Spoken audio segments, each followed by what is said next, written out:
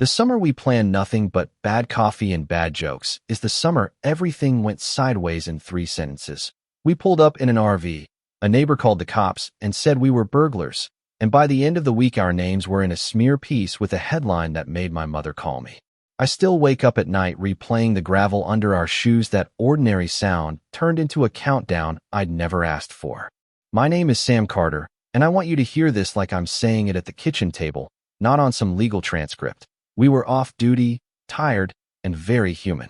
We drove out to Willow Bend because Nate wanted to fish and Miguel needed to get away from his inbox. He used to say his email had more trust issues than his last relationship. Tommy, the homeowner, was an old friend from patrol who inherited a clapboard place on a spit of land that glowed amber at dusk. The RV was supposed to be stupid and perfect. Bad radio, worse coffee, 3 guys who've seen too much trying not to talk about it. We joked about the generator like men who think a blown fuse is an adventure. Nobody imagines police lights before the coffee pot even finishes. Then she came down the drive. Doris Ashby penny-pinned hair, tennis shoes that had seen better days, a thermos clutched like a gavel appeared with a fury that belonged to someone who'd practiced indignation in the mirror. She didn't ask. She accused. "Get off my property," she barked, and when Tommy tried to explain, she cut him off. I saw them sneaking. Her voice had that thing some people have, certain and final, the kind that makes neighbors believe without proof. She fumbled her phone with hands that trembled for theater, not age, and then like a small ceremonial act she said, "I'm calling 911. They've got a gun." We weren't thinking strategy. You don't, when the world flips in a heartbeat. We raised our hands because that's what you do when there are 3 guys in blue lights. Nate kept saying, "Ma'am, we're with the city."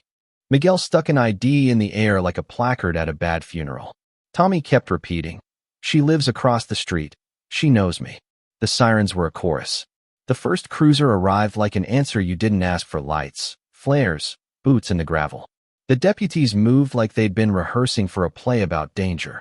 Rifles up, voices clipped, orders that made your chest go hollow. They handcuffed us on the grass, the gravel biting at my palms. It was humiliation served in daylight. I remember the look on Nate's face, equal parts righteous fury and that embarrassed kid look you get when your mother makes you apologize in front of strangers. Miguel kept whispering that he'd left his laptop inside the RV, like that mattered in the moment. Doris talked to the radio like it was a friend, bold and very sure. When a neighbor recorded it on a phone, the angles of the story changed suddenly. There were clips and a headline that named us without context. Now, why would she do that? That's the knot. On paper, it looked like a frantic old woman seeing a threat. In reality, it looked like a very deliberate escalation. Doris had been on the Willow Bend Association board for years. She had quiet tastes in property lines and loud opinions about who belonged in their neighborhood. Her son, Caleb Reed, was a lawyer who lived downtown and liked to show up to community meetings in an expensive truck. Tommy's lot sat on a sliver of land that developers eye for access, and Caleb had been involved with a firm that bought out small lots for consolidation. Motive doesn't need to be cinematic to be real. Sometimes it's account statements and a driveway you can't get out of. The next week was a crash course in modern shame. An anonymous tip leaked, of course hit a local blog, and then a TV segment. They used a grainy still from the neighbor's clip, a caption that said, "Police detained after suspected home invasion," and a voiceover that loved ambiguity. Our phones blew up with texts from people we hadn't spoken to in years, some supportive, some cold. Internal Affairs called. Our union told us to be careful with social media. We were put on administrative leave like a lid on a kettle, and the steam hissed under it. I'll be honest, fear tastes like paper. Caleb filed a civil claim for emotional distress and alleged trespass, a glossy package of legalese that smelled of money and leverage. This was how the game gets played. Legal pressure, public shame, a case that makes careers wobble. It's efficient. It's quiet. It's poisonous. At some point in the second act of our own disaster movie, we did what cops do. When push comes to shove, we investigated. Not for revenge, for truth. Nate dug into regional records. Miguel scraped through HOA minutes like a man possessed, and I called every friend I could trust who owed me favors. We found a pattern: calls to 911 from Doris, complaints about suspicious persons that coincided with owners who wouldn't sell, and most damning agreements and emails tying Caleb's firm to a property trust that had been buying adjacent lots. The story started to unspool. We hired a lawyer who could look at the other guy's eyes and not blink. He told us something simple and clean. Evidence either destroys a lie or it doesn't. The depositions were a room where truth is dressed up and made to face itself. They asked Doris to narrate events, and she told a story with the kind of details that don't have timestamps, the "I felt threatened," the "I was sure," the accents of memory that bend toward self-preservation. Then we played the video. Not the grainy clip that had been edited into a headline, but a longer recording that showed how the whole thing started. Doris walking up the drive after watching us unload coolers. Her choice of words, the moment she settled on gun, when there was none. You should have seen it when the room went quiet. It's an acoustic I will never forget, the sound of a lie detonating. Her testimony began to fracture. Under oath, the small certainties that had been sharp in the driveway dulled into contradictions. Faces change in depositions, arrogance thins, composure peels.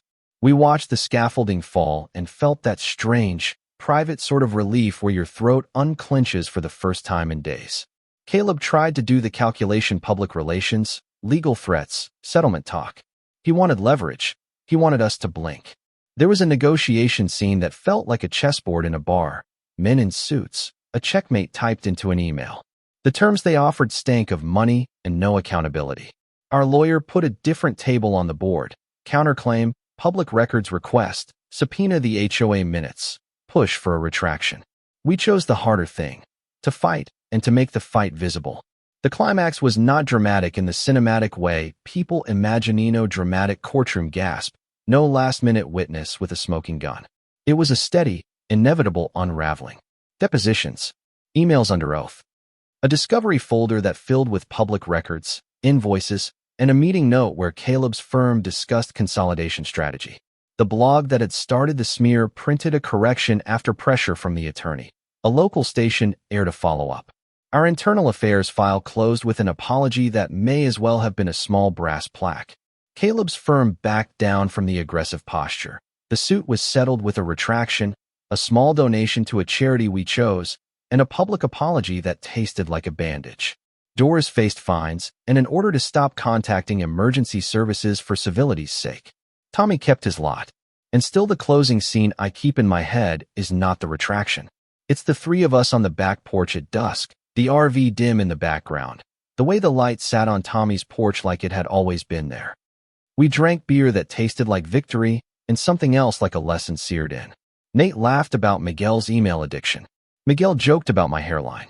We were relieved, but we were not untouched. You don't walk through that and come back entirely the same. There are new lines in the map of your life. So here's what I want you to take from this: not the part about police procedures or HOA politics, but the part about ordinary power and how it's used. People with small authority and big connections can weaponize both easily. They can make you a story. The antidote isn't always a legal brief. Sometimes it's persistence, good records, neighbors who saw more than a headline. But justice also depends on how loudly the truth is told and who tells it. Now I'll ask you to sit with the heavy part. What would you have done if you were me? Would you have sued? Would you have stayed quiet to save your name? At what point does self-defense become a public fight? Drop your opinion below. Tell me where you fall on right and wrong. Who should carry the weight when neighbors weaponize fear, and how communities should protect themselves from being turned into a headline.